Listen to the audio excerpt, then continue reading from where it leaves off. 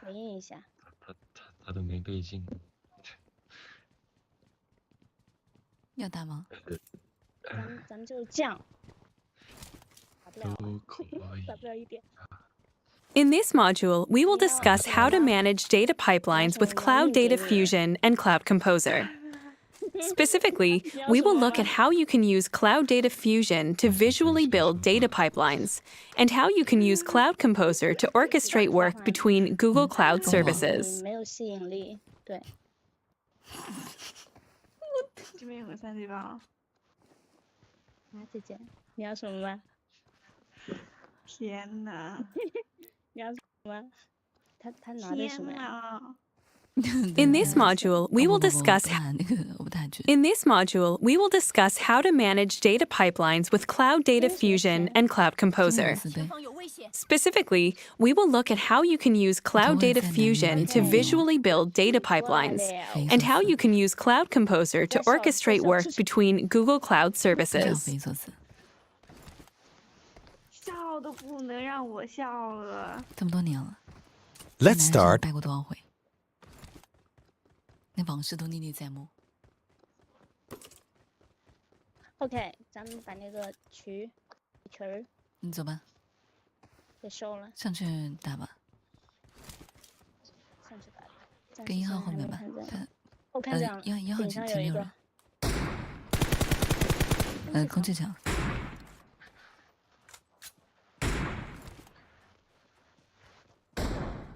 看我是不是像看猴啊？这2个人在上面，你慢点，不动。别被他打了。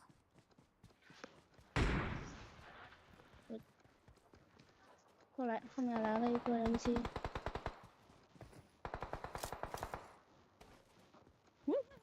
上。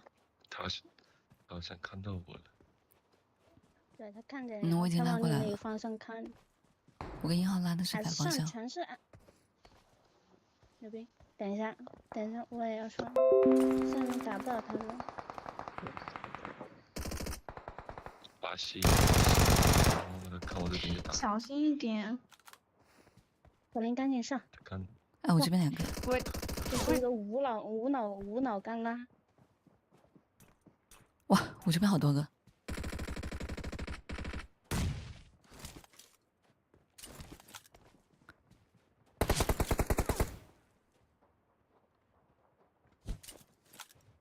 全在这边。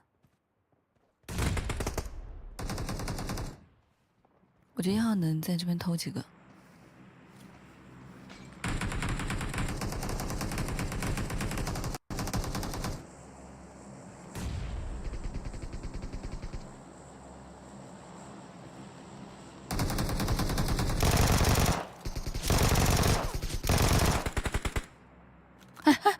这不是那个？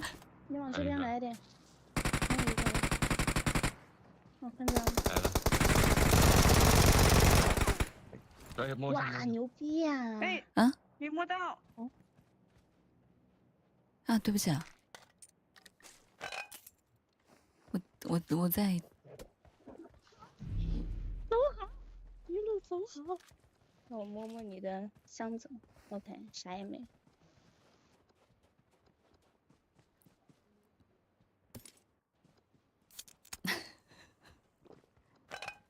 我真的很想摸他，我没有不摸他哦。可是哇，南西服在打人哦。人机厅里的。那刚刚那么多个人，那不打不行哦。但我让你容忍。不能怪我哦。啊。一路走好喽。不要瞎开张，容易走火。啊，乖。别乖，男生退了不？别玩火。退了不？那个1号走了。他死了，他就走了的。长挽留。哦，你们对男生的态度都这么平淡哈，非常好。对。我们对男生不挽留。这点倒跟我一致。对。主要是因为你的声音真的很好听，嘿嘿。是吧？我可能真的从点哎有车控变成声控了。听到了吗？开，开车了，对面去捡那空投，可以守一下。停了。连3层的吧。去捡空投了。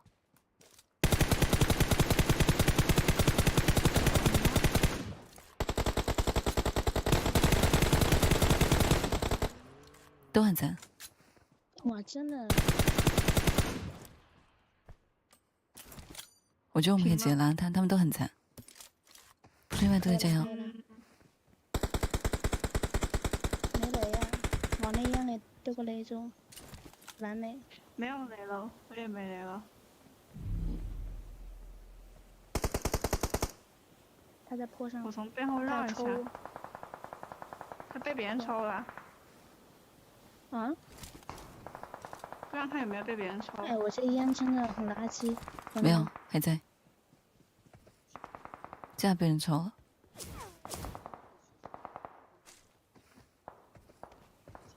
我打人也被抽了。我操！我打了一下。啊？哎，我面前2个。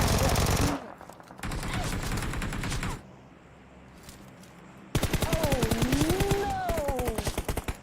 小心啊！哎呦我操！完了！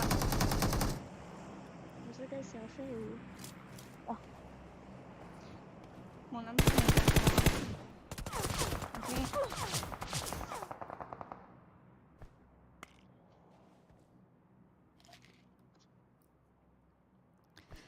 有没有救到你们？只能说什么？只能说加油。对，我的包你可以舔一下，但是你得封烟舔。我就可以一颗烟，待会儿要用。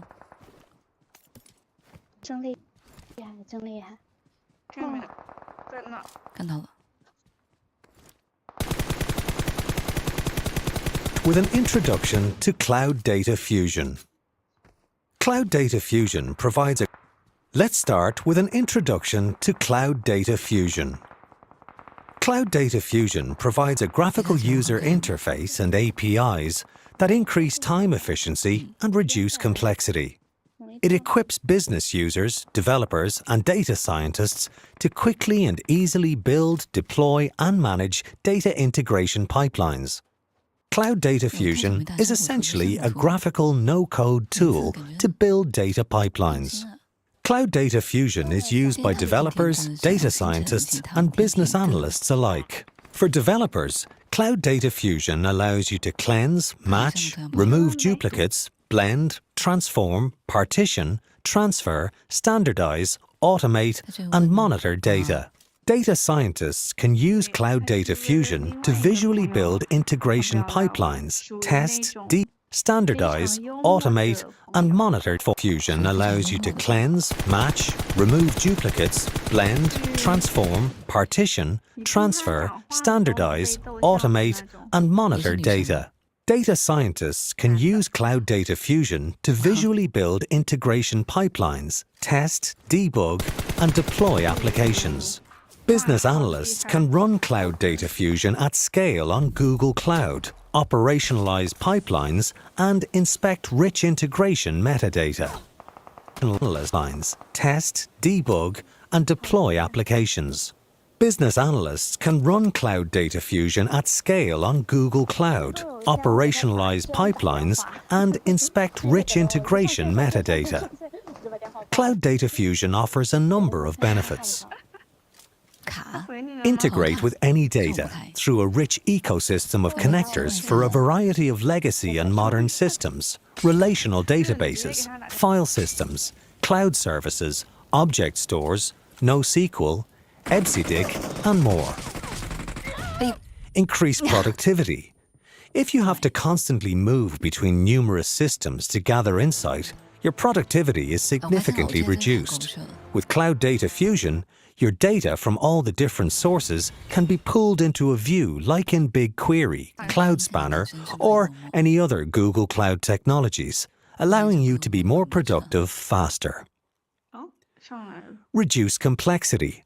through a visual interface for building data pipelines, code-free transformations, and reusable pipeline templates. 啊，村头小木匠 Increase 才会拿风 flexibility through support for on-prem and cloud environments, interoperability with the open source pipeline templates. 这是我新认识的一个 Increase flexibility through support for on-prem and cloud environments, interoperability with the open source pipeline templates. 新买新认识的一个 Increase flexibility through support for on-prem and cloud environments, interoperability with the open source software CDAP. 什么池塘？ At a high level, Cloud Data Fusion provides you with a graphical user interface to build data pipelines with no code. You can use existing templates, connectors to Google Cloud and other cloud services providers, and an entire library of transformation code. You can use existing templates, connectors to Google Cloud and other cloud services providers, and an entire library of transformations to help you get your data in the format and quality you want. Also, you can test and debug the pipeline and follow along with each node as it receives and processes data. 不要再 As you will see in the next lesson, you can tag pipelines to help organize them more efficiently for your team. And you can use the unified search functionality to quickly find field values or other keywords across your pipelines and schemas. Lastly, we'll talk about how Cloud Data Fusion tracks the lineage of transformations that happen before and after any given field on your dataset. One of the advantages of Cloud Data Fusion is that it's extensible. This includes the ability to templatize pipelines, create conditional triggers, and manage and templatize plugins. There is a UI widget plugin as well as custom provisioners, custom compute profiles, and the ability to integrate to hubs. 就是不给我点。给你点，让你抹黑我呢？我只要遇见一个妹妹就抹黑我，遇见一个妹妹就抹黑我。 Let's start with 等会儿等会儿等会儿，我不小 The 心 two 有病 major user interface components we will focus our attention on in this course are the Wrangler UI for exploring data sets visually and building pipelines with no code, and the data pipeline UI for drawing pipelines right onto a 女 canvas. 生很多是吧？ You can choose from existing templates for common data process and the data pipeline 还是说我说的这个实情，只不过你恼羞成怒。 UI for drawing pipelines right onto a canvas. You can choose from existing templates and UI components we will focus our attention on in this course are the Wrangler UI for exploring data sets visually and building pipelines with no code, and the data pipeline UI for drawing pipelines right onto a canvas. You can choose from existing templates for common data processing tasks like cloud storage to BigQuery. There are other features of Cloud Data Fusion that you should be aware of too. There's an integrated rules engine where business users can program in their predefined checks and transformations and store them in a single place. Then data engineers can call these rules as part of a rule-based rules engine where business users can program in their predefined checks and transformations and store them in a single place. Then data engineers can call these rules as part of a rulebook or pipeline later. Business users can program in their predefined checks and transformations and store them in a single place. Then data engineers can call these rules as part of a rulebook or pipeline later. We mentioned program in their predefined checks and transformations and store them in a single place. Then data engineers can call these rules as part of a rulebook or pipeline later. Business users can program in their predefined checks and transformations and store them in a single place. Then data engineers can call these rules as part of a rulebook or pipeline later. We mentioned data lineage as part of field metadata earlier. You can use the metadata aggregator to access the lineage of each field in a single UI and analyze other rich metadata about your pipelines and field metadata earlier. You can use the metadata aggregator to access the lineage of each field in a single UI and analyze other rich metadata about your pipelines and schemas as well. For example, you can create and share a data dictionary for your schemas directly within the tool. Other features such as the microservice framework allow you to build specialized logic for processing data. You can also use the Event Condition Action (ECA) application to parse any event, trigger conditions, and execute an action based on those conditions. 等会儿，我待会要 The two major Managing your pipelines is easiest when you have the right tools. We'll now take a high-level look at the Cloud Data Fusion UI, as you saw in the component overview. Here are some of the key user interface elements that you will encounter when using Data Fusion. Let's look at each of them in turn. Under Control Center, there's a section for applications, artifacts, and a dataset. Here you could have multiple pipelines associated with a particular application. The Control Center gives you the ability to see everything at a glance and search for what you need, whether it's a particular dataset, pipeline, or other artifact, like a data dictionary, for example. Under the Pipeline section, you have a Developer Studio. You can preview, export, schedule a job or project. You also have a connector and a function palette and a navigation section. Under the Wrangler section, you have connections, transforms, data quality, insights, and functions. Under the Integration Metadata section, you can search, add tags and properties, and see the data lineage for field and data. The hub allows you to see all the available plugins, sample use cases, and pre-built pipelines. Entities include the ability to create pipelines, upload an application, plugin, driver, library, and directives. There are two components in administration: management and configuration. Under management, you have services and metrics. Under configuration, you have namespace, compute profiles, preferences, system artifacts, and the REST client. 两个。还有一个，谁打了妹妹？是我们。快！ Managing your pipelines is easy. Now that we've looked at the components in the UI, we'll discuss the process of building a data pipeline. A pipeline is represented visually as a series of stages arranged in a graph. These graphs are called DAGs, or directed acyclic graphs, because they flow from one direction to another and they cannot feed into themselves. Acyclic simply means not a circle. Each stage is a node. And as you can see here, nodes can be of a different type. You may start with a node that pulls data from cloud storage, then passes it on to a node that parses a CSV. The next node takes multiple nodes, has an input, and joins them together before passing the joined data to two separate data sync nodes. As you saw in our previous example, you can have multiple nodes fork out from a single parent node. This is useful because you may want to kick off another data processing workstream that should not be blocked by any processing on a separate series of nodes. You can combine data from two or more nodes into a single output in a sink. In Cloud Data Fusion, the Studio is the user interface where you author and create new pipelines. The area where you create nodes and chain them together in your pipeline is your canvas. If you have many nodes in a pipeline, the canvas can get visually cluttered, so use the mini-map to help navigate around a huge pipeline quickly. You can interact with the canvas and pipeline.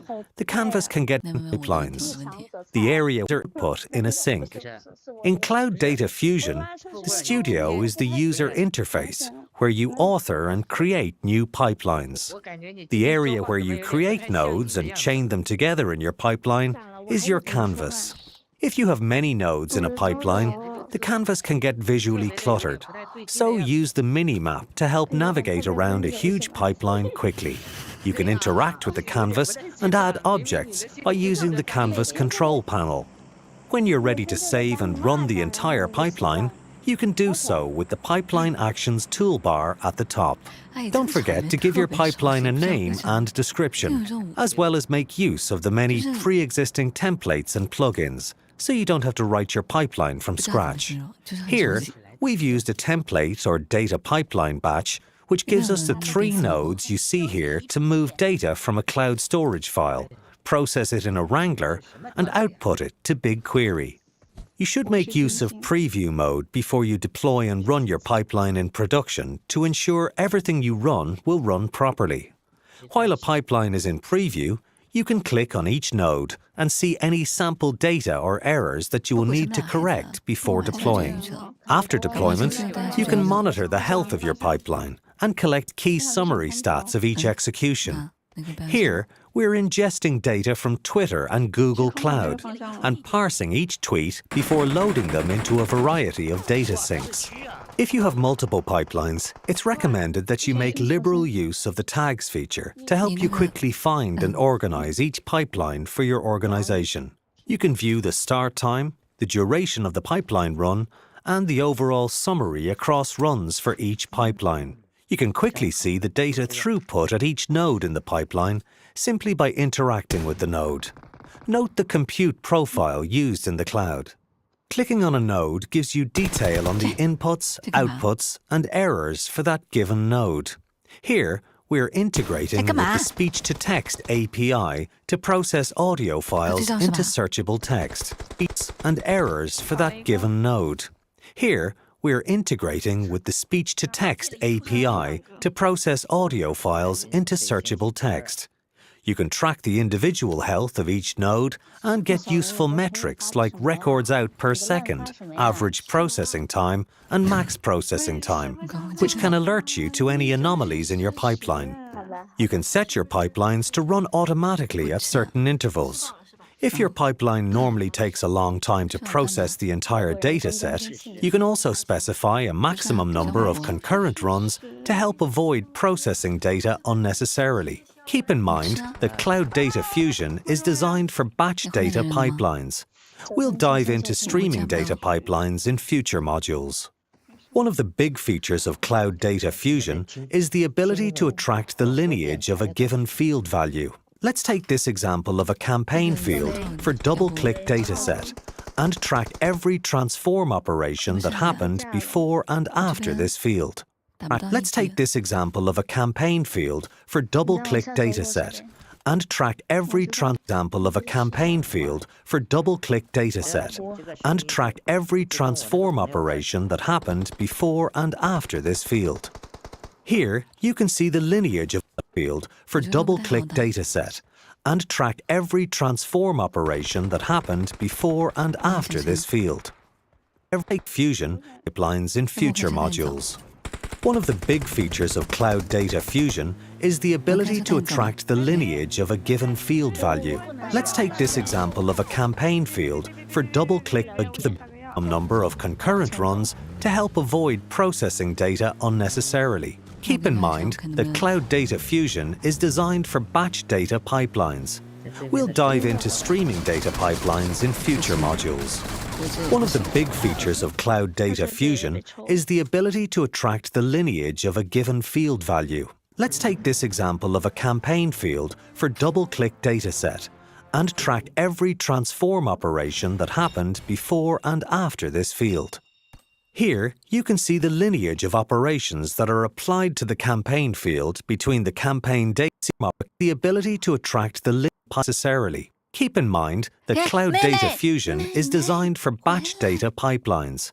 We'll dive into streaming data pipelines in future modules. One of the big features of Cloud Data Fusion is the ability to attract the lineage of a given field value. Let's take this example of a campaign field for double-click dataset and track every transform operation that happened before and after this field. Here, you can see the lineage of operations that are applied to the campaign field between the campaign dataset and the double-click dataset. Note the time this field was last changed by a pipeline run, and each of the input fields and descriptions that interacted with the field as part of processing it between datasets. Imagine the use cases if you've inherited a set of analytical reports and you want to walk back upstream all of the logic that went into a certain field. Well, now you can. 其实直和脉动带的这个和谐，直和脉动。 Now that we've discussed the core components, tools, and processes of building data pipelines. Now, we'll look at using Wrangler to explore the dataset. So far in the course, we have focused on building new pipelines for our datasets. That presumes we know what the data is and what transformations need to be made already. Oftentimes, a new dataset still needs to be explored and analyzed for insights. The Wrangler UI is the Cloud Data Fusion environment for exploring new datasets visually for insights. Here, you can inspect the dataset and build a series of transformation steps called directives to stitch together a pipeline. Here's what the Wrangler UI looks like. Starting from the left, you have your connections to existing datasets. 这个 You can add new connections to a variety of data sources like Google Cloud Storage, BigQuery, or even other cloud providers. 那我先撤了。 Once you specify your connection, you can browse all of the files or tables in that source. Here, you can see a cloud storage bucket of demo datasets and all the CSV files of customer complaints. 选语音 Once you've found an example dataset like customers.csv here, you can explore the rows and columns visually and view sample insights. 就发音 As you explore the data, you might want to create new calculated fields, drop columns, filter rows, or otherwise wrangle the data. 先舞蹈听 You can 风 do 格 so 下 using the 形成 Wrangler 的 UI by adding new directives to form a data transformation recipe. When you're happy with your transformations, you can create a pipeline that you can then run at regular intervals. 放低一点，2.5。不能再低啦，不能 A 再 data 低 transformation 了 recipe.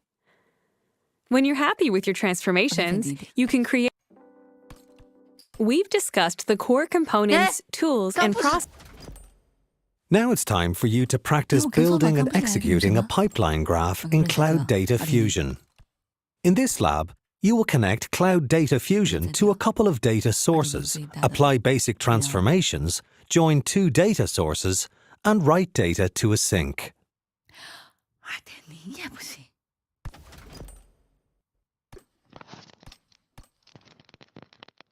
Now it's time for you to The next big task for managing data pipelines is to orchestrate the work across multiple Google Cloud services.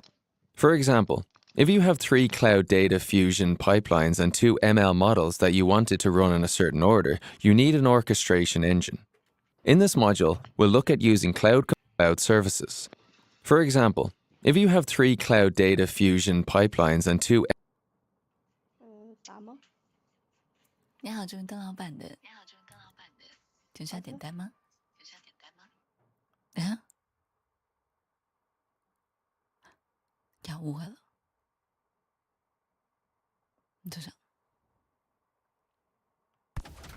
误会了，这不是？这不误会了？一样。再等一首吧，总归有人的。放那个。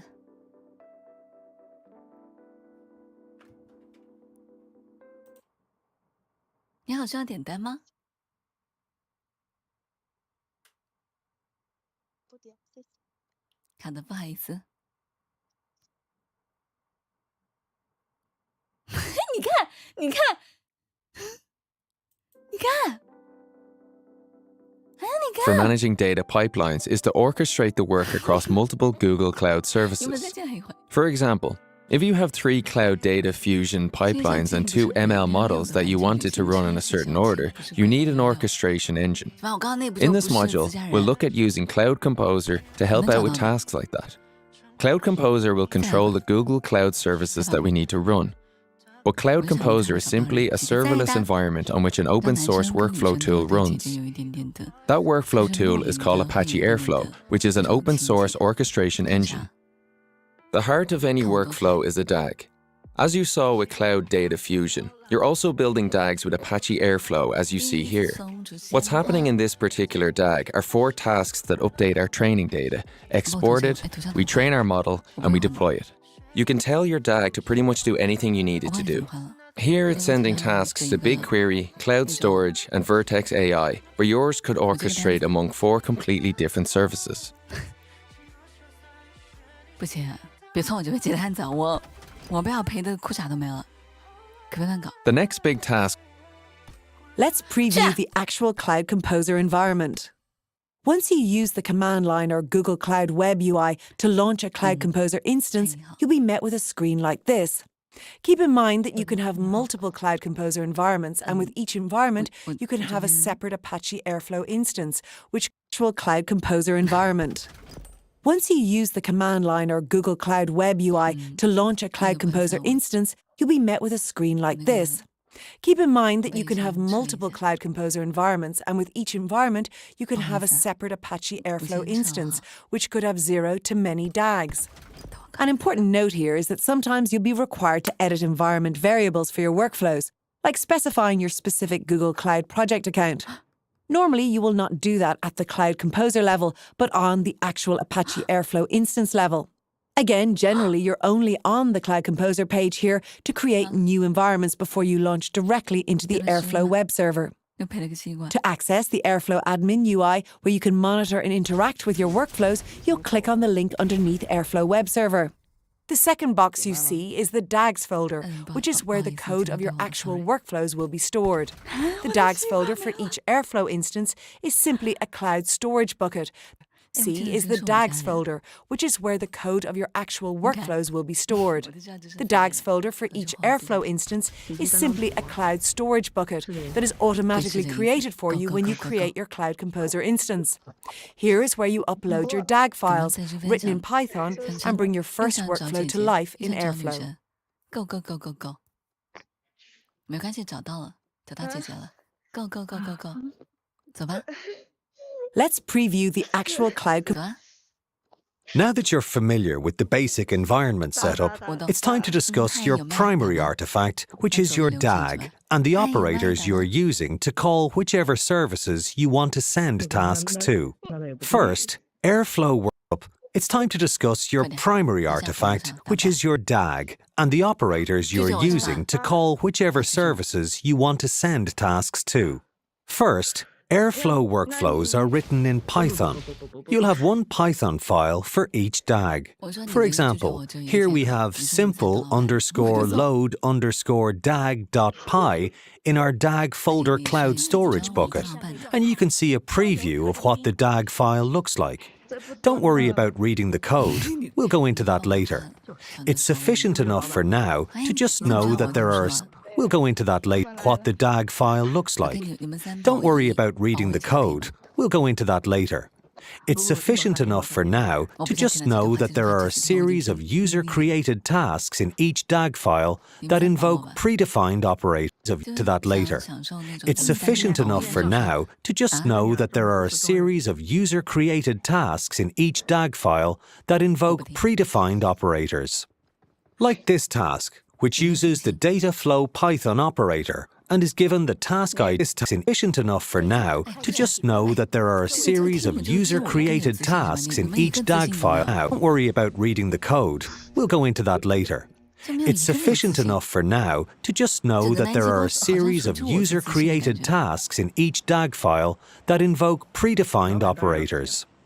Like this task, which uses the dataflow Python operator and is given the task ID of process delimited and push.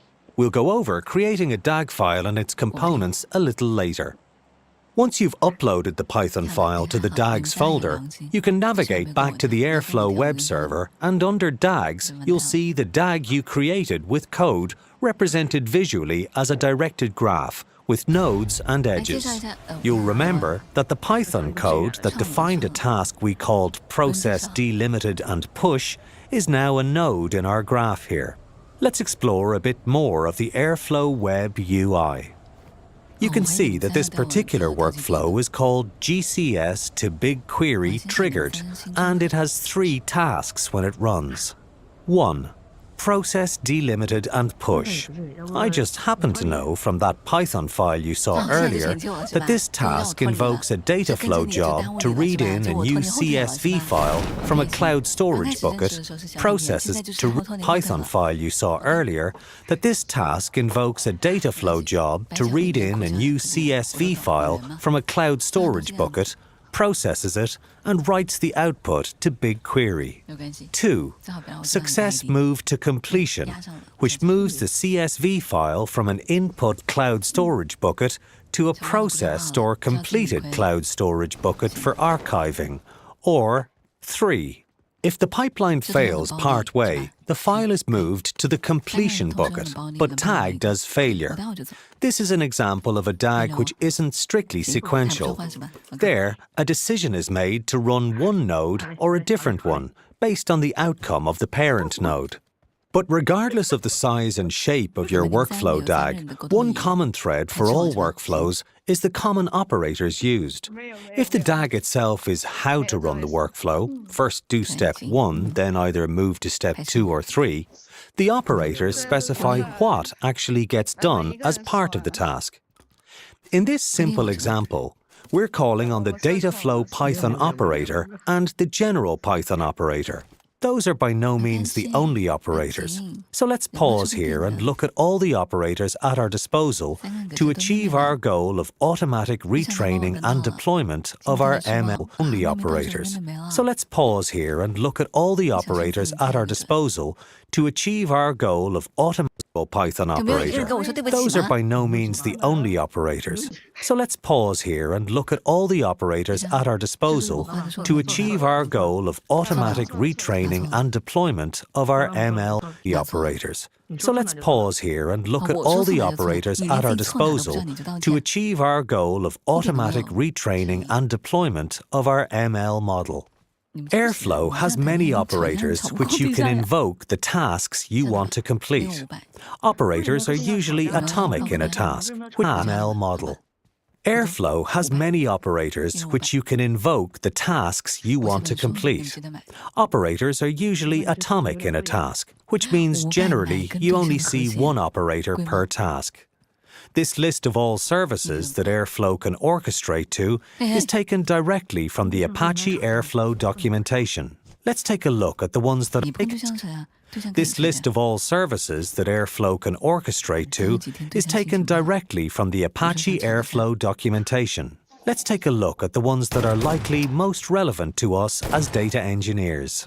As you might have guessed, we'll certainly be making use of the BigQuery operators, since our workflows depend on the data that is fed into them through cloud storage and BigQuery.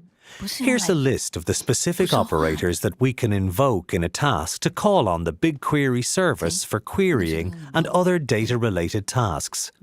You'll be mainly working with the first 3 in this course, but I encourage you to skim the resource link on all the operators so you can get a feel for what is possible. Once we have our training data in a good place, the next logical step in our workflow is to retrain and redeploy our model. In the same DAG file after the BigQuery operators complete, we can make a service call through a Vertex AI operator to kick off a new training job and manage our model like incrementing the version. You might have noticed that your Airflow DAG can have operators that send tasks out to other cloud providers. This is great for hybrid workflows where you have components across multiple cloud platforms or even on-premise. Apache Airflow is open source and continually adds more operators to other services, so be sure to check out the list in the documentation periodically if you're waiting for a new service to be added. Here you see 4 tasks, T1, T2, T3 and T4, and 4 operators corresponding to 4 Google Cloud services. The names should look familiar, and you can probably start to guess what this pipeline does at a high level just by reading them in order. The first 2 are concerned with getting fresh model data from a BigQuery dataset and into cloud storage for consumption by our ML model later in the pipeline. In the lab you're going to work on later, the dataset will be the one you're already familiar with, the Google Analytics news articles sample dataset. Let's see the parameters the BigQuery operator takes. The BigQuery operator allows you to specify a SQL query to run against a BigQuery dataset. In this quick example, we're past query takes. The BigQuery operator allows you to specify a SQL query to run against a BigQuery dataset. In this quick example, we're passing in a query which returns the top 100 most popular Stack Overflow posts from the BigQuery public dataset for a specified date range you see there in the where clause. Notice anything different about the filters in the where clause? Yes, they're parameters. In this case, for max date and min date. You can parameterize pieces of the SQL statement, like what we did here, to only return posts for January 2018 with min query date and max query date. What is really powerful is that you can even make the parameters dynamic instead of the static ones shown here, and have them be based on the DAG schedule date, like macros.ds_add_ds-7, which is a week before the DAG scheduled run date. The next two operators handle retraining the model by submitting a job to the machine learning engine and then deploying the updated model to App Engine. At the end of almost all DAG files, you'll find the actual order in which we want these operators to run. This is what the D in DAG is for, directed. For our example, T2 or Task 2 won't run until T1 has completed. This is what gives our graph the dependencies of a workflow. I can probably guess what you're thinking at this point. You could build some cool branching of multiple child nodes per upstream parent, and that is totally possible. Just don't forget to comment your code so you know where one branch begins, where it's going, and what tasks are involved. As a tip, after you load your DAG file into the DAG folder, you can see the visualization of your DAG in the Airflow UI as a directed graph, a Gantt chart, or a list if you want. Reviewing the visual representation of the ordered tasks will help you confirm your tasks are ordered properly.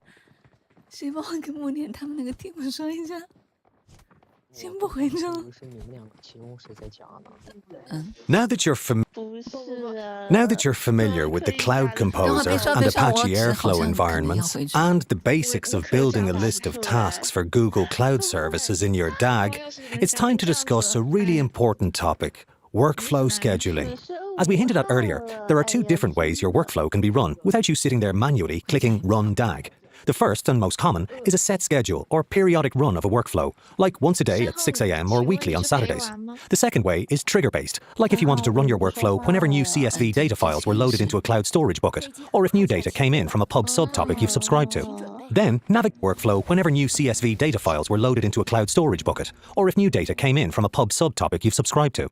Then, navigate to the DAGs tab to view the existing workflows that you have Python DAG files for. Here we have two DAGs. The bottom one, Composer, Sample, Simple, Greeting, has a daily schedule. But why is this top DAG missing a schedule? How would it ever get run? The answer is the fact that it's not on a set schedule at all. It's event-driven. The driver of when this workflow runs is a cloud function that we create.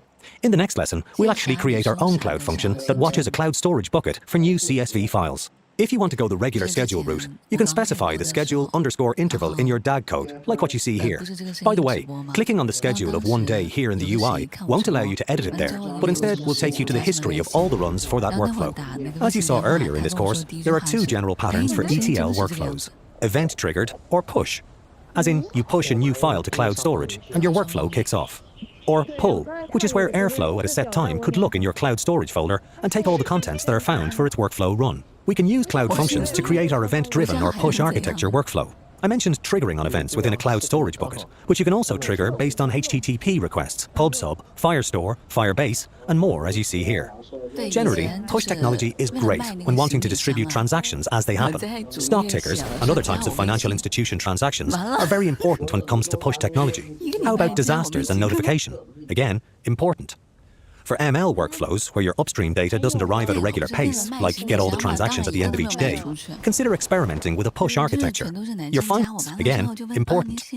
For ML workflows, where your upstream data doesn't arrive at a regular pace, like get all the transactions at the end of each day, consider experimenting with a push architecture.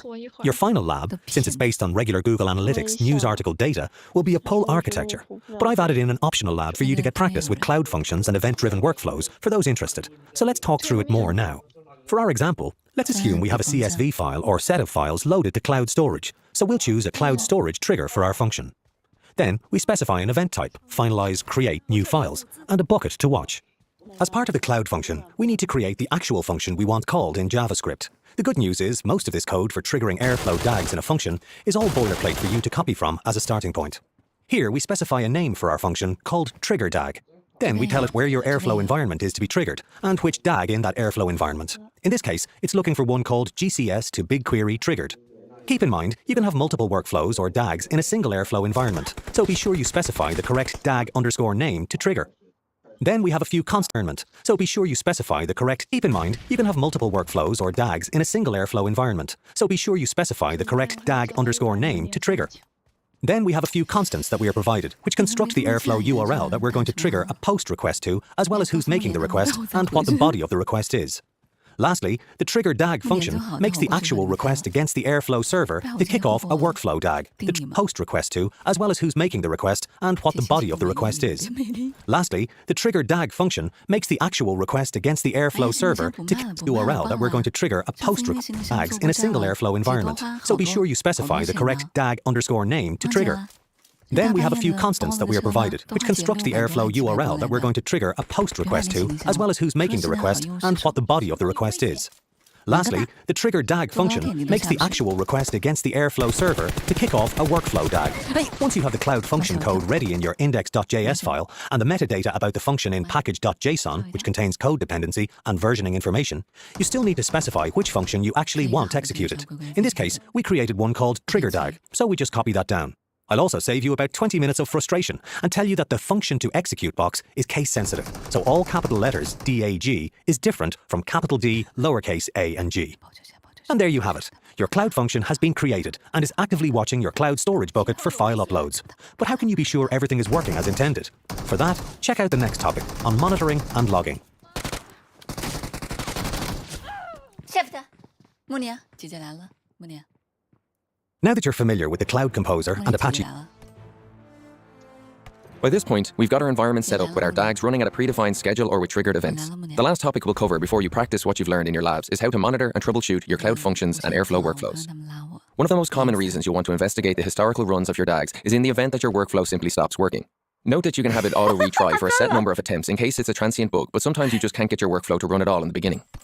In the DAG runs, you can monitor when your pipelines you'll want to investigate the historical runs of your DAGs is in the event that your workflow simply stops working. Note that you can have it auto-retry for a set number of attempts in case it's a transient bug, but sometimes you just can't get your workflow to run at all in the beginning. In the DAG runs, you can monitor when your pipelines run and in what state, like success, running, or failure. The quickest way to get to this page is clicking on the schedule for any of your DAGs from the main DAGs page. Here we have 5 successful runs over 5 days for this DAG, so this one seems to be running just fine.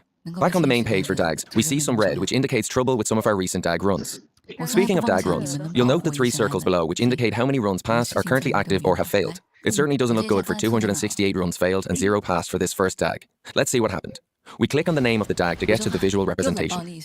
It looks like the first task is succeeding, judging by the green border, but the next task, success move to completion, is failing. Note that the lighter pink color for the failure move to completion node means that node was skipped. So reading into this a bit, the CSV file was correctly processed by Dataflow in the first task, but there was some issue moving the CSV file to a different cloud storage bucket as part of task 2. To troubleshoot, click on the node of a particular task and then click Logs. Here you will find the logs for that specific Airflow run. I search for the word error and then start my diagnosis there. Here, this was a pretty simple error where it was trying to copy a file from an input bucket to an output bucket, and the output bucket didn't exist or was named poorly.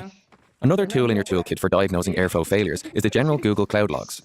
Since Airflow launches other Google Cloud services through tasks, you can see and filter for errors for those services in Cloud Logging, as you would debugging any other normal application. Here I filtered for Dataflow step errors to troubleshoot why my workflow is failing. It turns out that I had not changed the name of the output bucket for the CSV file, so after the file was processed by Dataflow as part of step 1, it dumped the completed file back into the input bucket, which triggered another Dataflow job for processing and so on. You might be wondering, if there's an error with my cloud function, my Airflow instance would never have been triggered or issued any logs at all, since it was unaware we were trying to trigger it. And you're exactly right. If you're using cloud functions, be sure to check the normal Google Cloud log for errors and warnings in addition to your Airflow my input bucket for the CSV file. So after the file was processed by Dataflow as part of step 1, it dumped the completed file back into the input bucket, which triggered another Dataflow job for processing and so on. You might be wondering, if there's an error with my cloud function, my Airflow instance would never have been triggered or issued any logs at all, since it was unaware we were trying to trigger it. And you're exactly right. If you're using cloud functions, be sure to check the normal Google Cloud logs for errors and warnings in addition to your Airflow logs. In this example, each time I upload a CSV file to my cloud storage bucket hoping to trigger a cloud function and then my DAG, I get an error message that includes expected to export function named trigger DAG. Remember way back when I said cloud functions were case sensitive? Looking for a function with capital DAG doesn't exist if it's capital D, lowercase a, and g. So be sure to be mindful when setting up your cloud functions for the first time. 行，不想说就不想说，你说说不过我，可以。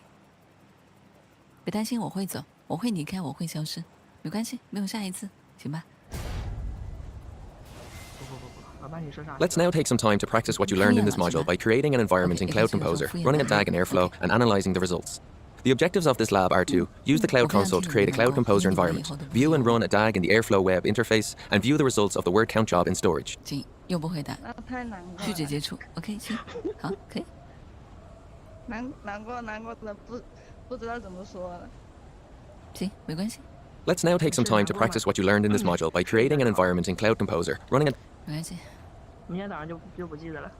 是哦，你的记性真短暂。OK， 没关系，故事开头都这样，都是猝不及防的，忘了我也很正常。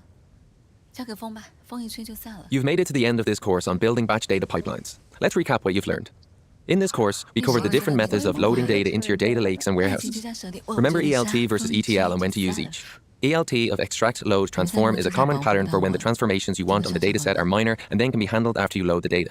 An example is loading the data into BigQuery first and then doing SQL on the raw data and storing the transformed version as a new table. On the other hand, ETL or transforming before loading is common when you have data that needs more complex transformations or the sheer volume of data makes it better to do those transformations before loading. That's where you would want to use a batch pipeline like Dataflow. Next, we discussed how to transform data in BigQuery using SQL, and you saw the common operations you can perform to ensure your structured data is ready for insights. Lastly, you practiced building batch pipelines in the serverless way with Dataflow. In our Hadoop module, we discussed Dataproc in detail. You learned that you can lift and shift your existing Hadoop workloads to the cloud with no code changes and they will just work. However, once in the cloud, there were additional optimizations you could make, like using cloud storage for cluster storage instead of HDFS for greater efficiency and cost savings. We then used Dataflow to build batch data pipelines using Dataflow templates and by writing them ourselves. Recall that the fundamental unit of logical data in the pipeline is the P collection, which stands for a parallel collection. Dataflow will automatically split up your data set into many pieces and data in the pipeline is the P collection, which stands for a parallel collection. Dataflow will automatically split up your data set into many pieces and farm out the processing across as many worker VMs as it needs to complete. Dataflow will automatically split up your data set into many pieces and farm out the processing across as many worker VMs as it needs to complete the job. Dataflow is a serverless application, which means you'll have some control over the maximum number of workers, the actual processing of the job. What about the fundamental unit of Dataflow to build storage for cluster storage instead of HDFS for greater efficiency and cost savings? We then use Dataflow to build batch data pipelines using Dataflow templates and by writing them ourselves. Recall that the fundamental unit of logical data in the pipeline is the P collection, which stands for a parallel collection.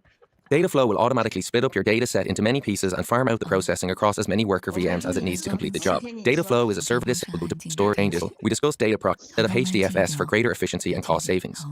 We then use Dataflow to build batch data pipelines using Dataflow templates and by writing them ourselves. Recall that the fundamental unit of logical data in the pipeline is the P collection, which stands for a parallel collection. Dataflow will automatically split up your data set into many pieces and farm out the processing across as many worker VMs as it needs to complete the job. Dataflow is a serverless application, which means you'll have some control over the maximum number of workers, the actual processing work, and the auto-scaling of workers up and down as the demand requires. In our module, as many worker VMs as it needs to complete the job. Dataflow is a serverless application, which means you'll have some control over the maximum number of workers, the actual processing work, and the auto-scaling of workers up and down as the demand requires. In our module on managing data pipelines with Google Cloud, we discussed two new tools, Cloud Data Fusion and Cloud Composer. Recall that Cloud Data Fusion allows data analysts and ETL developers to wrangle data and build pipelines in a visual way. The technology then builds and executes the pipelines on a runner. With Cloud Data Fusion, you also get access to the lineage of each data field, which is the series of any transformation logic that happened before and after the field reaches your dataset. The second tool we covered is Cloud Composer as a workflow orchestrator. Cloud Composer is managed Apache Airflow and allows you to, at a high level, command Google Cloud Services in a DAG to perform complex operations.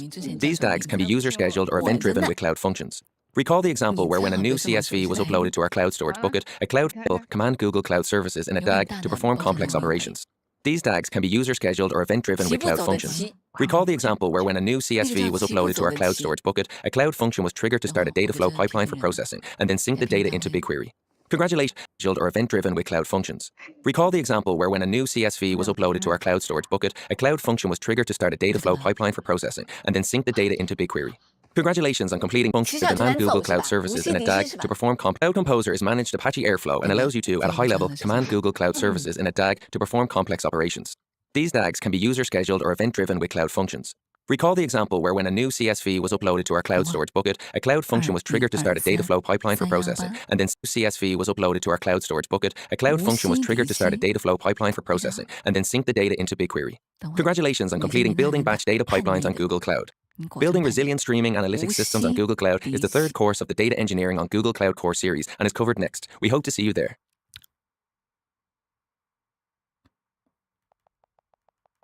齐步走的走， You've made it to the 齐 end 步 of 走的齐。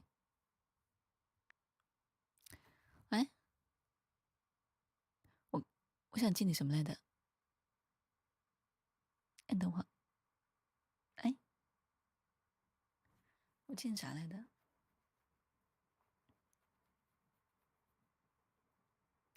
要死我！那我吃个 VC， 这个脑子有点……哦，说吓人，以为换了个马甲，换了个马甲，我就不知道了。还说别唱催眠曲，蛮大的。我跟你说，至今为止，你是我记得当中最长的一个，你是我目前来说七小指南奏，也对，叛逆的七小指南奏，你这确实大小指南奏，七小就难奏。OK， 你成功的做到了现在所有人当中字数排行最大的。哎呦，太忙了！哎呦，走，没有，我去找他。走，干一点正经事，忙。走吧。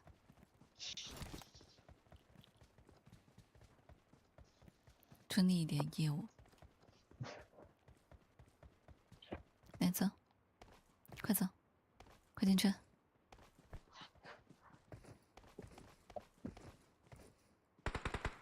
耶，有人呢，小心，我保护你们。今年的年末将会多了一条直播内容，就那一天我专门读这些小黑本子，我就开一个就是数落大会。专门摆一个时间段，我读1个小时，然后最后总结谁被我记得多，完了之后我再给他颁个奖状，我寄到他家去。不是因为风吹应该能收到我的奖状，我给你专门就搞那种奖状，那个手写的奖状，那上面写风吹。我到那天我给你颁个奖，还搞那种 BGM 当当当当，就那种。读书的时候没收到，现在在我这边我能让你们收到。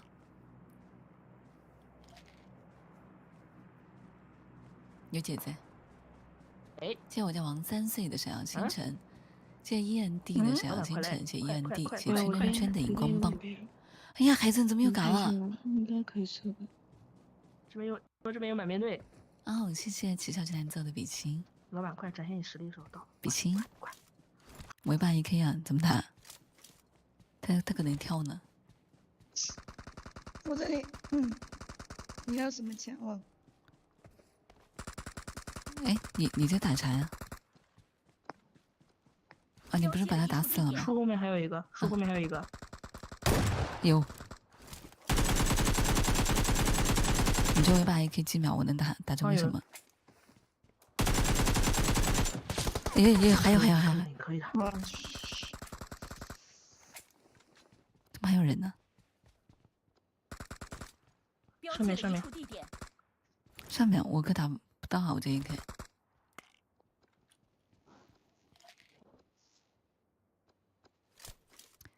这个不经过啊，不行，丢不到。哎，他死了，人头怎么不是我的呢？没有，上面还有一个，上面还有一个。上面还有一个，我1K 呀。这个石头后边那么高啊？那反正他丢了烟。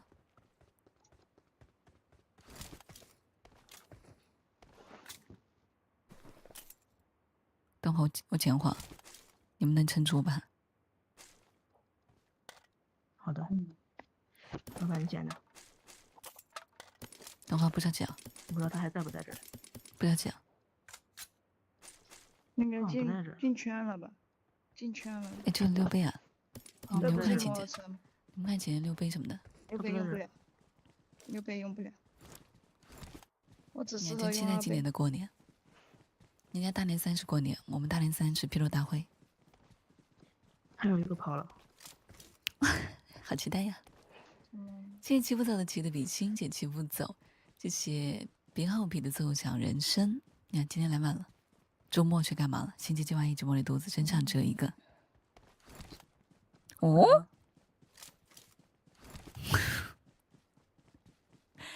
不是来个真情侣给我磕一下，我真受不了了。能不能来个真情侣给我磕一下？我真的。完了。谢谢叔叔姐卖 wife 的多喝热水。谢谢圈圈儿发疯版的荧光棒。没看到。谢谢怀旧若煮的闪耀星辰，谢谢嘉尔的爱的这个鹤。不是你没有药。啊，你不会把药全给我了吧？来，我给你。来，我救你，我救你。有。哎，没。等会儿，我分你啊。那你再还我一瓶吧。你挺多的。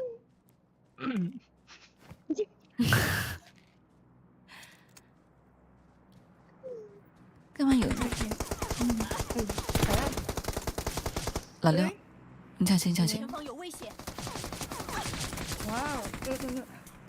别让我起来。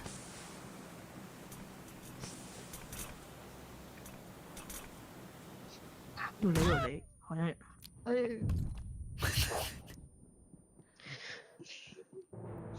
我的错，我自觉，我走。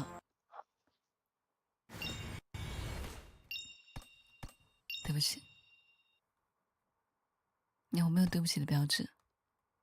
对不起。没。打得很好。对不起。都怪我。是对不起。我走了。对不起。怪我。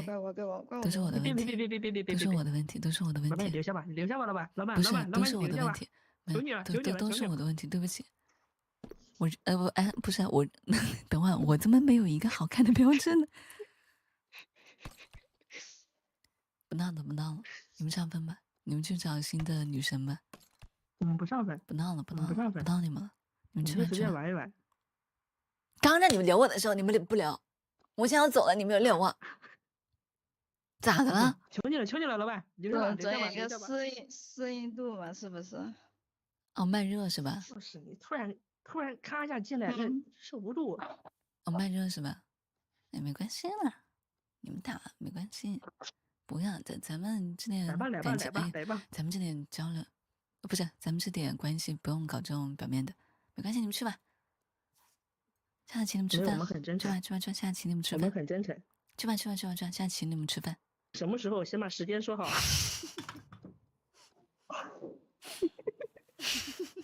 这个定个时间。成年人的下次请你们吃饭，你不知道什么意思啊 ？OK， 下次不是意外，1个礼拜之内，好吧？1个礼拜之内哪一天呢？我数看。Hi everyone, my name is Lehman Asman. I am the Country Director Innovations for Poverty Action, Kenya. Wow. Innovations for Poverty Action is a research and policy non-profit that discovers and promotes effective solutions to global poverty problems. Hi everyone, my name is Lehman Asman. I am the Country Director Innovations for Poverty Action. Hi everyone, my name is Lehman Asman. I am the Country Director Innovations for Poverty Action, Kenya. Innovations for Poverty Action is a research and policy non-profit that discovers and promotes effective solutions to global poverty problems. IP brings together researchers and decision makers to design, rigorously evaluate, and refine these solutions. Hi everyone, my name is Lehman Asman. I am the Country Director Innovations for Poverty Action, Kenya. Innovations for Poverty Action is a research and policy non-profit that discovers and promotes effective solutions to global poverty problems. IP brings together researchers and decision makers to design, rigorously evaluate, and refine these solutions, and the applications ensuring that the evidence created is used to improve the lives of the world's poor. IPA Kenya is the longest-standing country program and has hosted many of the IPA's foundational studies that have led to robust body of local evidence. IPA Kenya grew out of the original work done by international child support and increased demand by researchers for strong local field research management. I have worked with IPA for over 8 years now, starting as an evaluation coordinator in 2007 and later working as a research manager overseeing numerous evaluations since 2012. Since joining IPA, I've managed research with professors from the most prestigious universities in the world and led policy-relevant partnerships with some of the IPA Kenya seminal studies, including the mobile money M-Pesa study and multiple others. I joined IPA from a research analyst background, having worked with numerous Kenyan organizations, mostly working in the agricultural sector. Today, we talk about building and managing a survey team. During this session, we shall look at much more than just building and managing a survey team. We shall delve deeper into aspects that you will need to consider as you make several other decisions related to the survey plan, such as, do you recruit a survey team yourself or outsource it? How do you ensure that your team is constantly motivated? And so on.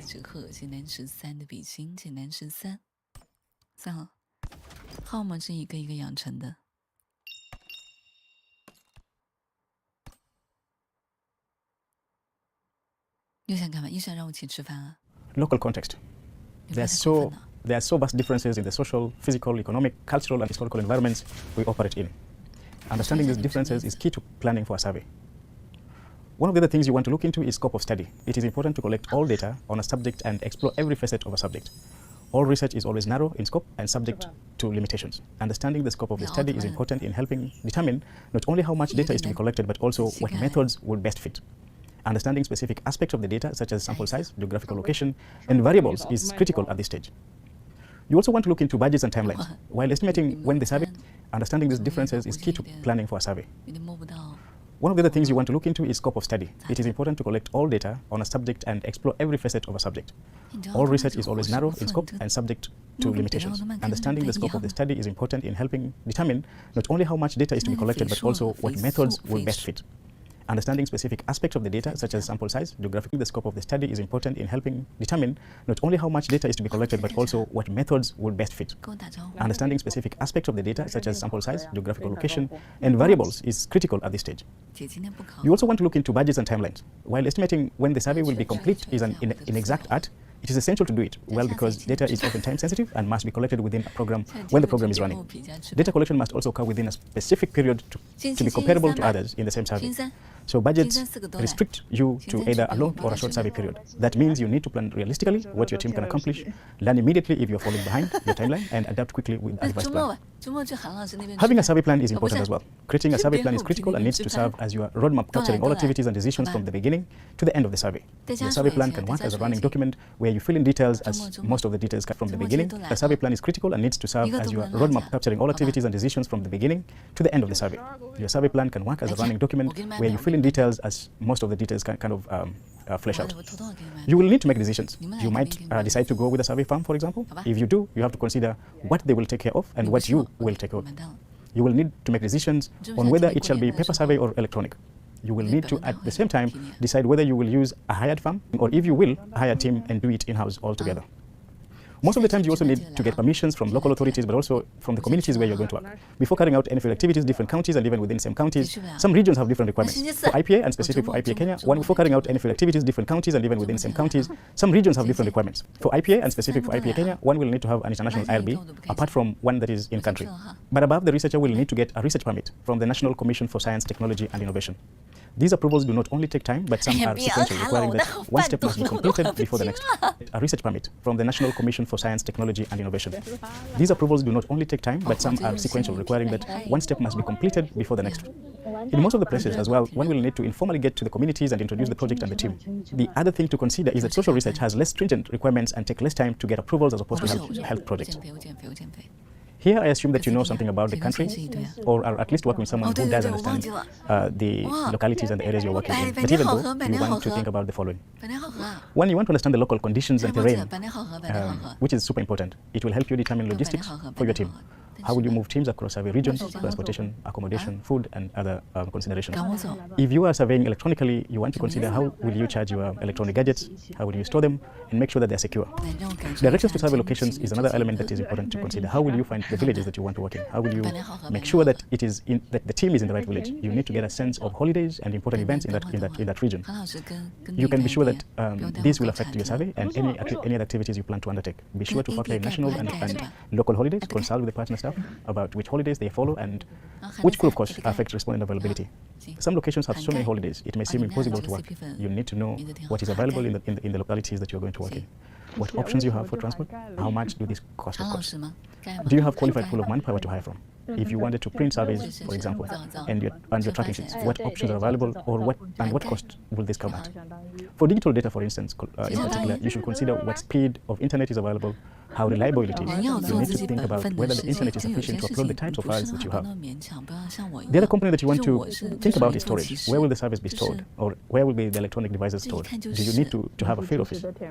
What about training of the surveyors? Where will the training happen? What equipment and other items do you need to buy? What about gifts for the respondents if you're considering that? What about the GPS units, anthropometric measurement equipment, survey materials, for example? You need stationery, you need pens and other things for the team. Are these available in the places that you want to work? How far do you need to go to purchase this? You need to think about permissions and authorization. I spoke about possible in-country airbase earlier. Apart from that, you may need to get permissions to survey from district or county or village officials. You need to print letters that can be given to these officials, decide who will meet them, contact site managers, e.g. clinic administrators if required. It is also important to inform relevant authorities and other gatekeepers. Consider holding community outreach and information sessions to promote response. Also be sure to check your sample. You can use the site visits to review and improve sampling strategies and to ensure you are oversampled in cases where you need replacements. Planning is a science. One can try to plan for every contingency, but ensuring that everything runs according to plan is an art. Somehow things don't always end up happening as planned. Many times there are chances and changes to the research design, for instance. Researchers are known to change their minds more often, and planning to take care of such changes is always necessary. There are always unexpected events in the areas we propose to work. For instance, there are always strikes, not only of teachers, but also for students, sometimes medical staff as well as government officials. Sometimes we realize when we get to the field that some villages we sample do not actually exist, or respondents are missing. We therefore need to have buffers not only in our plans, but also anticipate these, and working around them is critical to ensure that our plan is successful.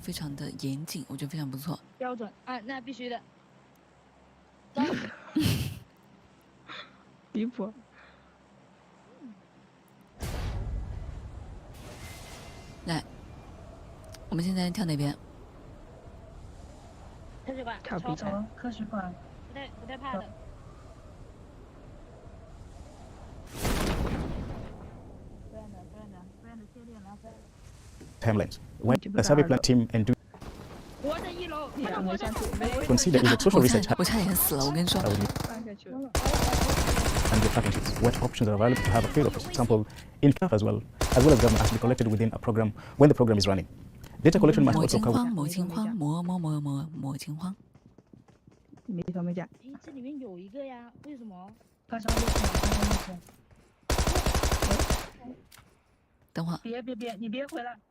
别这样，咱能活一会儿吗？别，好，咱多活一会儿好吗？你们别慌张张，南家人像什么样子？我们南家人一向以沉稳为。我真的不是怎样啊？我怎么觉得我是他俩的保镖呢？那必须的。不是拉我上来是干什么？我爱情的火花没有见识到，我成了他俩保镖。问题不大，是你们俩问题是不大，我问题有点大。保护好公主，好吗？公主啊，是我吗？对，保护好公主。对。王子跟我一起打。So we want to slightly discuss how to calculate the size of staff and the structure that you want in the team. How do you determine the right structure to support the proposed activities, for instance? This is always a tricky question. The sample size, the speed at which you want the exercise accomplished, and the budget you have for the exercise are important considerations. It may sound easy, but it's not always as easy as it sounds. If you want to finish data collection fast, for example, you may need to hire more staff, but this is obviously an expensive affair. A larger team will require a larger management team. There are bound to be more mistakes committed by the team, which require more time to fix, which may also be kind of more costly in the long run if you don't have enough time to do it. This obviously translates into poor quality data. Having a structure that supports both the field operations but also ensures that the quality protocols are observed is super important. To ensure that you have a team that is structured to meet the demands of getting the activities completed within an agreed upon time frame, you need to have a well laid out team structure. The structure must be able to support the various data collection activities, but also ensure quality and that all units or respondents are surveyed. The responsibilities of each member should be clear, as the reporting lines are supposed to be as well very clear. In Kenya, for instance, the survey team structure consists of several layers. So from the top, you'll have what you call a research associate, and this is kind of the person in charge of the team. Below the research associate, you have a field manager who has a lot of information about the locations and has mostly a local staff. Below that, you have what you call an associate field manager, and their role is purely to kind of work with the team, but also be in charge of the entire quality checks in the field. Below the associate field manager, you have a senior field officer who attached to that person are probably 5 to 6 field officers, and the role of the senior field officer is to ensure that the team has enough work, the locations work out, but also be in charge of the quality checks in the field. And so determining what levels of supervision you want and how many people need to report to each individual in the structure is important, because that ensures that work is done on time, but also that the quality aspects that need to be considered are well taken care of. We also have back checkers. This is a group of individuals that kind of come in slightly later, and their role is to kind of survey a subset of the sample that the main team talked to just have a quick check whether the data being collected is quality and is varying from what the first team collected. Also, part of the team is what we call the editors, and their role is to kind of go through surveys, either paper surveys, to scrutinize and edit areas where there are obvious mistakes. And this is, of course, always in consultation with the team leaders to make sure that the data quality is upheld. Such a structure ensures that quality is maintained at each level, reporting lines are clear, and everyone knows their roles. So, having a very clear structured team where every member's role is clear, reporting lines are defined, and all activities are kind of stretched out is important to make sure that the team accomplishes the tasks that they need to do, but also ensuring that the quality aspects are upheld to the end of the exercise. 跟我队友有点远，你可以帮我抱过去，让我队友救我一下吗？可以吗？声音好好听啊！就是我的队友他们在蓝海湾那边，或者让我的队友过来救我，可以吗？老师上车。就是我有点，就是难得碰到你们这些好人，哇，你们人真好。我跟我队友他们说不让他们打你们，我队友开车来了。就我队友他们不会打，他们都女生。谢谢你们，哇，人真好。我操，都女生。感染啊！等一下开。弄了他们，快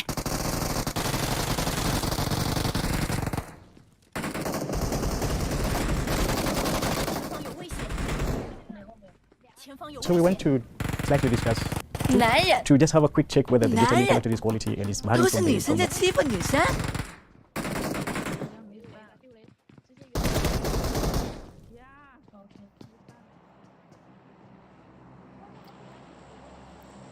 我在信男人一句话。So let's slightly change gears and discuss recruitment. So what do you need to consider when thinking about recruiting a field team? To recap, you need to be clear about the project requirements. Putting together a team to collect health data is different from putting together a team for an agricultural survey. Being clear on what project is about is critical. You want to be clear on the number you require, and this must have been determined based on the sample size, speed required, and the budget. So you want to spend slightly more time to think about the survey team. For instance, manpower. Who do you need to hire for surveying and quality control? And what are the payment structures for each of the staff? When will you hire these people? Think about the structure and composition you want for your team. You might want to hire some senior people to help you with piloting the special and hiring other surveyors who will serve as team leaders or field managers when you start the actual surveying. So one option is to probably think about hiring locally if possible. You also want to advertise through various sources, and here you want to think about advertising in the media, putting up posters around the localities where you're working. All these methods, of course, have their own advantages, but some of them also have a lot of disadvantages. You want to consider what is the risk that some other people will take advantage of the process that you are undertaking to kind of con people of their money and promise them jobs which will never come. So if you're advertising in the media, for example, you want to make sure that you have a very clear online system which everybody else who needs to apply for the job logs in and sends in the application. You have a team that scrutinizes them and makes sure that nobody else is taking advantage of the problem. One way of making sure that this happens is to make sure that within the advert that you're putting up, you are very clear about the terms, you are very clear about whether any money is supposed to be paid, but also ensuring that people know who to call or where to go to if they have questions about the hiring process that you are running. You also want to look at numbers. For example, we know very sure that most of the times when you put up an advert, you're going to get 10 times as many as you need. And so you want to have a clear strategy in place to make sure that out of the more than 10 times of people, it will take you a lot of time to look through. So you want to have a system which kind of reduces that number to reasonably the number that you can review their CVs and make sure that you have the right crop of people that you want to interview finally for the survey. You also want to probably think about, mostly people are going to drop out during the course of the training or during the course of the survey, so you want to just 5 times as many as you need. You want to also train probably 30% more than you need. hire 20 more, just for example, put them on some kind of an arrangement where they can quickly jump in if you lose out some of the stuff. And most importantly, of course, when you're hiring such a big team and going to the field with such a large team, you must always be ready to fire, because not all of them will always make it to the end. Some of them are going to fall off, just not doing a good job, or just demanding too much, or not showing up on time. So as a manager, when you are hiring, you also want to be very clear that you will be prepared to fire as many as you'll need to. You want to set up a system to reduce the numbers as they come in, because ideally reading all CVs and all applications is not possible. As I said earlier, one approach is to have an online application process where the most important information is captured as variables in a spreadsheet. This spreadsheet is easier to screen by setting up filters, or essentially pushing it into a very easy kind of data model where you can quickly drop the people who don't meet the minimum requirements. With a reduced number, you can now review CVs and resumes, shortlisting those you want to interview. You then have to invite the shortlisted potential candidates for an in-person interview, though sometimes phone interviews are helpful. It's advisable to conduct rigorous interviews and, where necessary, run practical tests to first make sure that the persons you end up hiring can undertake the work you have set up for them, but also determine, if necessary, if more specialist training will be necessary to build on the technical capacities of this team. Even after making a decision on who to train or who to retain for training, it would be helpful to review recommendation letters and references. It is useful to know what previous persons who have worked with your potential staff know and say about them. Different interview tests are necessary not only to understand if the candidate is a good fit, but also to understand the candidate's mindset. Tests that require the candidate to read out aloud or reading and summarizing what they read turn the candidate's mindset. Tests necessary to staff know and say about them. Different interview tests are necessary not only to understand if the candidate is a good fit, but also to understand the candidate's mindset. Tests that require the candidate to read out aloud or reading and summarizing what they read are important in understanding how clear and audible the candidate can be, but also to help check if they have the capacity to summarize stuff accurately and in a way that can be understood by another person. Apart from tests which just kind of test out whether people can read out loud, there are also other tests, different types of tests. For instance, role plays are very important in these interviews. They help the interviewee gain first-hand view of how the candidate will interact with the respondents in the real world, or when they get out into the field. In the process of the interview as well, you may also want to consider situational judgment tests. These tests will help the interviewee learn not only proactiveness from the candidate side, but will also help get a glimpse of how one to consider situational judgment as tests. These tests will help the interviewee learn not only proactiveness from the candidate side, but will also help get a glimpse of how best the candidate is suited to deal with any unforeseen situations in the field. If you are considering digital data collection, then there is a need to test whether the candidate can actually comfortably work with electronic equipment you propose to use in the field. It will be much better to go beyond just understanding if the candidate can use the equipment, but also check ability to troubleshoot the functionality of the equipment you propose for them to use in the field. For higher level staff, it may be worth testing whether they can actually accomplish simple tasks like putting together a budget. Can the candidate put together a simple work plan for example? But you should also feel free to use math and logical tests in terms of understanding who will be the best fit for your job. All this helps you gain more understanding of your candidate. 老板又来海湾，没事，没事。谁八家路找我？咱仨呀。你亲爱的队友在芭蕉路找你。笨蛋，老板来海湾。没去蓝海湾，在这呢。哦。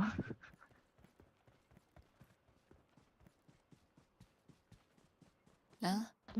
After going through the interviews, you will need to make a decision on who you want to move on with the training and who needs to be dropped. At this point, you want to review interview notes and test results to reach an objective decision. You want to make sure that the persons you want to retain have the requisite technical capacity. They have interest working on the project, they have good communication skills, they are attentive, have good attitude, they are confident, and that they are trustworthy. Some of this can also be observed by taking note of their body language during the interview process. Okay. It will also be important to consider the candidate's expectations. Most of the times when expectations are not met, staff tend to leave before the survey period, something that will put your plan into disarray. It is critical to make a distinction between the levels of hiring. It will help you a great deal to have two levels where one first qualifies for training, but later only confirmed to work on the survey when they perform well during the training, role play, and piloting of the survey. For all levels of field staff, clarify their tasks. It's always helpful to give each staff a job description that details what will be required of them and what they need to accomplish each day. You also want to take time to talk about the project, being very careful with what level of information you want to share with the staff. sometimes it's not so helpful to share too much information about your treatment, for example, your treatment control groups, for example. But you at least want to have some information shared with the different levels of staff about the project. You also want to spend time talking about confidentiality and why it is important in research. Explain why it is necessary to have everyone sign a confidentiality agreement, what it means when these are breached, for instance. So you want to spend some time and explain the contracting process. You want to let the team know who will be in charge of this, if there is a department within the organization that will facilitate this, or will you be the one doing this directly? Clarify payments, including daily allowances, travel allowances. Explain performance expectations and accompanying measures that will be taken in case of underperformance. If staff need IDs for field identifications, these need to be issued. Take time to clarify any questions the team may have on contracts, salary, and reporting lines. It is so important that you don't start the survey before contracts are finalized and issued.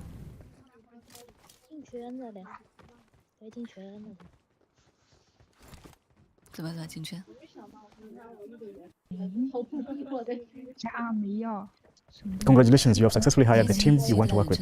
We now want to talk about training. A survey manual is one tool that will help you ensure that you have all aspects considered but also recorded. Any survey should have a survey manual that looks similar to the questionnaire, but a simpler one should do. You want to include as many scenarios as possible and explanations of key terms with examples. The survey manual acts as a reference for all instructions communicated to the survey team. Use this document to record all communications about how to administer the questionnaires, how to interpret the questions throughout the duration of the survey. The survey manual should be prepared much earlier and before the training, so that it acts as a guide for conducting the training. Following the training, you should consider reprinting the manual for surveyors, especially if there were several clarifications made during the training. So during training, you also want to consider logistics. You may need to locate a venue if your office is not big enough to accommodate everyone. You may need to make arrangements for snacks, lunch, tea, coffee, unless you're giving them a per diem to cover these costs or cover to enable them to go buy food somewhere else. But there must be options close by so that they don't waste too much time. You will need to pay surveyors a daily allowance for training period, because at this point they don't have a contract and there's an opportunity cost for not having taken up another job. And more importantly, there's no surety that they're going to be hired, so they need to at least get paid for the period of the training. And this also makes sure that they stick around for the entire training. Make arrangements for stationery, for instance, for folders, pens, flip charts, whiteboards. All these need to be acquired before the training. You need to have enough questionnaires and copies of the survey manual. At this point, print only as many questionnaires as needed for the training, since during training you are likely to make changes and you will find mistakes. Create formats for recording attendance and maybe name tags as well if it is a big training. This will enable team members kind of know each other by name and interact, which is of course helpful later on in the course of the teamwork. Apart from the surveys, make sure that the team has all other materials needed for training. If you're using tablets, for instance, for example, make sure that they are charged and the survey is uploaded. Thinking about team leaders, for example, this can be recruited earlier or during the training. Whatever the case, it is still important to have the team leaders train with the rest of the team. They will help work with the team to identify which staff are good, but also socialize and integrate with them, which is helpful. If there is need to have persons who have experience, then it might be necessary to hire them much earlier and spend some time training them not only on the survey, but also other management aspects, including HR, finance management, and potentially tracking of respondents in the field, something that will be covered later in the course of this module. Training staff on human subjects is important. We keep saying this, but it's never enough because it's so important. Making respondents human is super important. And I know that this will be dealt with in more details probably in the next modules, but I just want to spend some time to explain why this is important and why this is kind of what makes the difference between a good study, a good survey, and one that is kind of bogus. One, I think it's easy to work with other objects and collect as much information as you want, and you can get it from any way you want. But once we're talking to human beings, and we want to make sure that we're treating them as humanely as possible. So in most cases, you want to train and take enough time to train your staff, not only on the process, but also on the importance of making sure that this process is nicely and well understood by everyone. For the senior staff, for instance, sometimes what we've done in the past is to make sure that we take them through the online course, and these are very easy. As long as you have internet, you can direct them to where they can do this. They need to take this course and understand what they need to do, for example, when they're dealing with people who have, for example, if they're dealing with minors or people in prisons or old people who are aged. All these things the team needs to be very clear about, and the process should be taken so slowly that every individual in your team understands how to approach this, how to make sure that everybody's comfortable responding to these questions without any push, without any coercion, and explaining their rights so that it's very clear. So in every of the survey, you want to make sure that the team is clear how to get the consent signed before they move on to collect the data. It is also important to explicitly state out the roles and responsibilities for each member of the team. For example, if you're thinking about the surveyor, you may want to be explicit that their role will be to locate respondents as per supervisor's advice, establish trust, motivate and encourage respondents, get the consent filled out, whether it is being signed or trust, motivate and encourage respondents. If you're thinking about the surveyor, you may want to be explicit that their role will be to locate respondents as per supervisor's advice, establish trust, motivate and encourage respondents, get the consent filled out, whether it is being signed or hand thumb print, that should be done. They need to conduct surveys, clarify any confusion or concerns that may arise because of unclear terms in the contract, in the JD, ensure quality data collection report to the supervisor in the evening, for example, or during the day when they have issues, maintain code of conduct and other reporting protocols. Similarly, clarify the roles during training as explicitly as you can.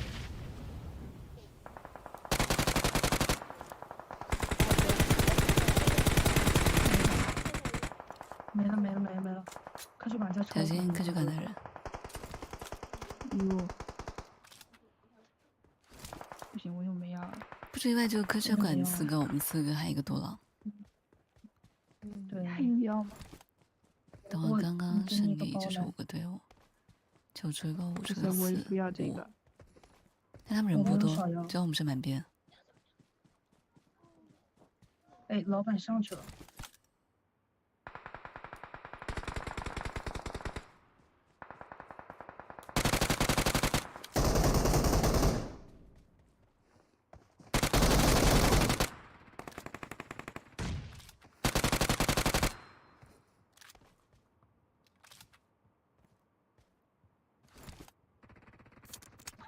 哎，太好了，没事，打你们的没？哎，前方有危险，最后一个了。没事，他有毒死，你们救。救着呢，救着呢。你们救完他，他要毒死了。吃鸡，咱没药了。他进不来了。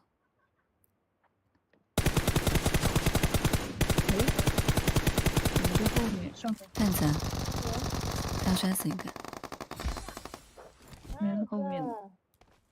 So we want to move slightly beyond the logistics and JDs for the team and talk about the training itself. In which case we are going to think about how do you go through the survey, how do you make sure the team is clear and is content with the details of the survey, the question itself. So review of the survey instrument is indeed the crux of the training. One, you must endeavor to start by going through the questionnaire sections complemented by the survey manual, reading out the questions and discussing any instructions and clarifications. People can take turns reading in front of the whole group, and you can step in to emphasize any particularly important aspects. It is recommended that the process happen to the whole group and that the questionnaire is not first discussed in breakout groups, so that main points are communicated to all the surveyors and managers or supervisors equally. I think this is important because during the training, you want to make sure that all people involved in the data collection have the same understanding of the survey question as they are, and that if there are questions that clarify it at the same time, and this is why it might not be so helpful to have teams and managers trained separately. You also want to make sure that people have different understandings, so these are clarified during this training, and that's why it's important to have the whole team train together and have all questions and concerns clarified and everything sorted out. Finally, where necessary, have the team break into smaller groups, led by a team leader or an experienced surveyor, discuss the sections already covered during the entire group review of the survey, to make sure that at least if there are people who are not able to answer or ask questions in the big team, they are able to kind of bring out all the concerns they have, and these are sorted out in a smaller group. Now, there are various styles of conducting an interview. Fred Conrad talks about 2 specific types of interviewing. You could do a standard interview where the surveyor reads questions exactly as worded and probes in a very neutral way. Things like, would you like me to repeat the question?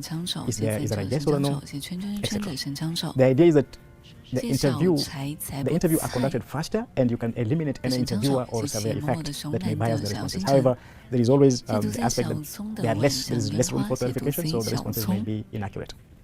Or the interview could be more of a conversation where interviewer initially reads questions as worded and then paraphrases them if required. This is especially relevant for scale responses, for example. What is the difference between strongly agree and agree, for instance? However, it is time-consuming and has a potential for surveyor effects to grip it.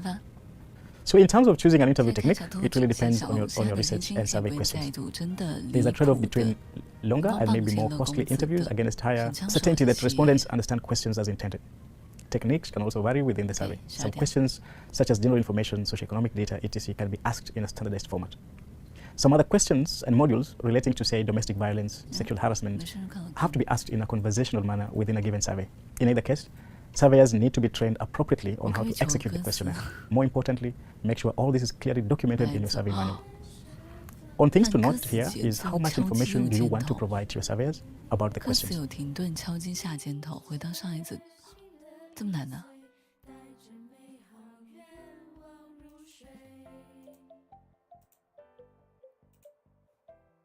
这好难哦。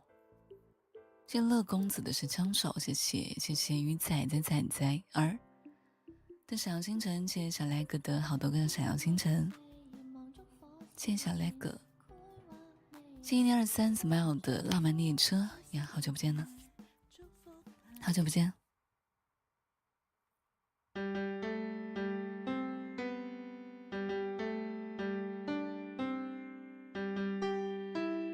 Consider and build in enough time for surveys that require technical training, be it training on using tablets and mobile phones for digital data or specific equipment used, such as how to use weighing scales in measuring weight or how to conduct a blood test.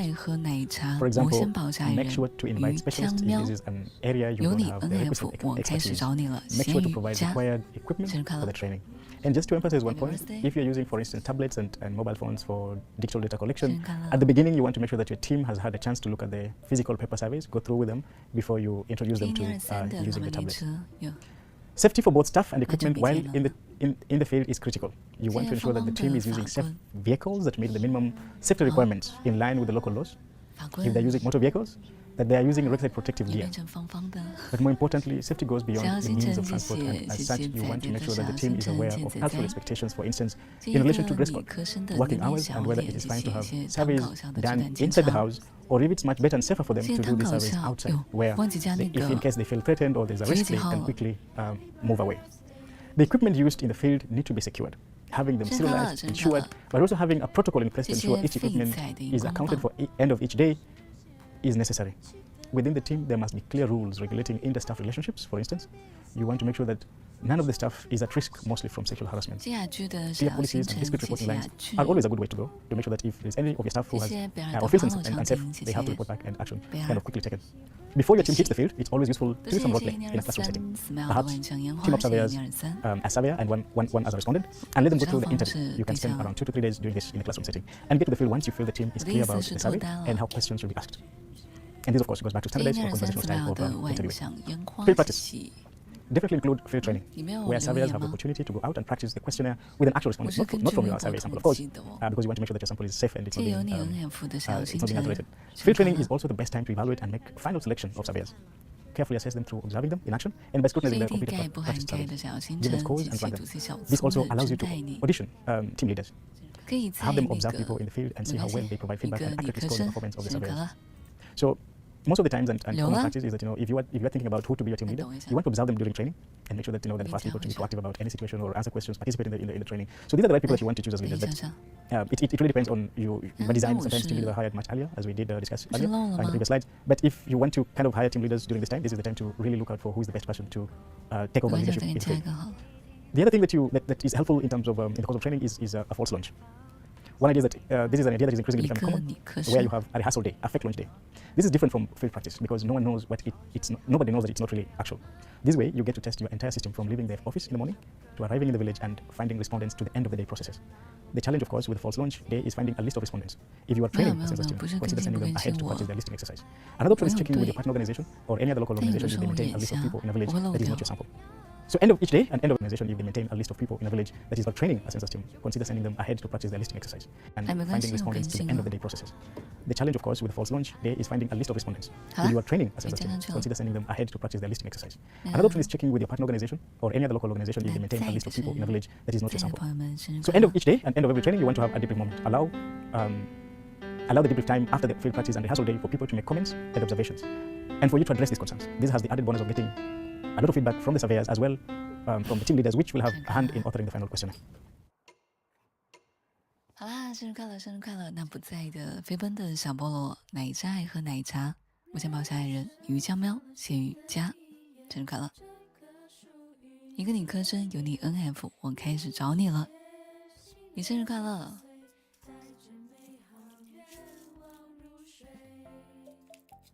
先看到了，谢谢看小兔子的荧光棒，谢谢，谢谢看小兔子，谢谢某某的熊男的星星，谢谢汤搞笑的荧光棒。好，我们打烊了，别送了。谢谢奶奶奶姐 So you have a 的 team 荧 and 光棒， well 谢 trained, ready to 谢 go.。But is that enough to ensure that you will have all the data you will need at the end of each or end of the data collection process? Maybe not. It is so important to manage your team regularly. 那我们卸榜 Ensure 了。 they are doing what they are supposed to do and feel constantly motivated to complete the task. I mean, let's face it, it's not easy to identify households in remote areas and execute, say, 5 2-hour surveys on a daily basis. Have clear rules to begin with. Quality is more important than efficiency. Communicate clearly and regularly. Stress on the need for punctuality. Surveyors' behavior with respondents need to be clarified at the beginning. For example, you want your surveyors to be respectful. You don't expect them to sit on a chair when the respondent is sitting on the floor. Don't promise respondents anything that you know will not be delivered. And you can't, of course, honor such promises. You should be strict and consistent. For example, if you want to apply a zero tolerance policy, make sure that all offences are clear from the beginning. The team understands which offences cannot be tolerated, and make sure that there is actually follow through with such with the discipline that is required. Confidentiality breaches should be mostly dealt with. Misbehavior with respondent, for example, or co-surveyor, should be things that you should regularly deal with. Make sure that there's a process, there's a very well-defined process of making sure that people report, but follow through to make sure those who don't abide by the same rules are punished. One of the most important things that we always come across is where surveyors have this imagination of coming up with data. This is one of the issues that as a supervisor, you want to make sure that your team is clear. You want to encourage them never to think about falsifying data. But if it happens, you have to take care of it. You have to let other people go. Set a very clear example that this is not something that can be tolerated. Because essentially, you think about it, look at the time you spend training the team, sending them out there, and then they come up with data from their heads. This is one thing that you want to be very strict about and make sure that everybody understands from the beginning. It cannot be tolerated. It's also important to set very clear productivity goals. More importantly, that they are reasonable. For example, you don't want to ask people to do 10 surveys when you know each survey is taking 3 hours. That cannot feasibly be possible. Specific plans, of course, vary according to programs being evaluated, the survey team, the structure, and the geography. The core of your plan is deciding how many surveys you expect each person to complete each day. The following, of course, are some of the general principles, and there are so many other things that you want to look into. These are general principles that can guide you in calculating the number of surveys you can expect from the team. Travel to respondents. You need to develop a good sense of how long it will take to find a specific respondent. These may vary across. The general principles that can guide you in calculating the number of surveys you can expect from the team. Travel to respondents. You need to develop a good sense of how long it will take to find a specific respondent. These may vary across the regions, the districts, or neighborhoods in the survey. Before filling the survey, figure out which areas will be most difficult to find respondents and which will be relatively easier. Consult maps with roads and anyone with local knowledge, from local partners to shop owners. Also think about how long it will take surveyors to get to the survey area from the accommodation place, and include this in your communications for the working day. It is tempting to not include travel time to your work day, but you do this at your own peril. Travel time is one of the most common factors that delay a survey. So the second thing you want to consider in this process is to understand how difficult it is to find some respondents.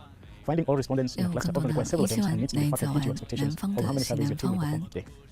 Identify what is the best time to find respondents in a survey sample. For example, if it's a period of heavy agricultural activity, most people may be at their farm for some duration of the day, and try to find out what time this might be. Finding respondents in a follow-up survey, for example, may take more time than the baseline, as some respondents may have moved, and your team will need to spend more time finding out additional information to find them. The third aspect that you want to consider as you think about productivity and expectations from your team is the survey time. From your piloting of the questionnaire, you should have a sense of how long it takes to complete a single question. Based on these estimates, as well as travel and travel time, set a target number of surveys to be completed per day by each surveyor. Keep in mind that during the initial days of the survey, most surveyors will not reach their target. However, it's advisable that this only be factored into your timeline and average daily return calculations, but not into the day target you set for the team. Surveyors should be given target estimates based on what is expected to be completed per return calculations, but not into the day target you set for the team. Surveyors should be given target estimates based on what is expected to be completed per day after the initial slowness of data collection. And it's important to emphasize here that at the beginning of the survey, the surveyors are struggling not only to kind of get a flow of the survey, to understand how and kind of figure out how best to get them done. So it will always be slow at the beginning, but when they get used to it, it kind of gets much faster and they're more comfortable doing it. So the times always change. And all these things need to be factored into the computation of how many surveys and what productivity levels you expect.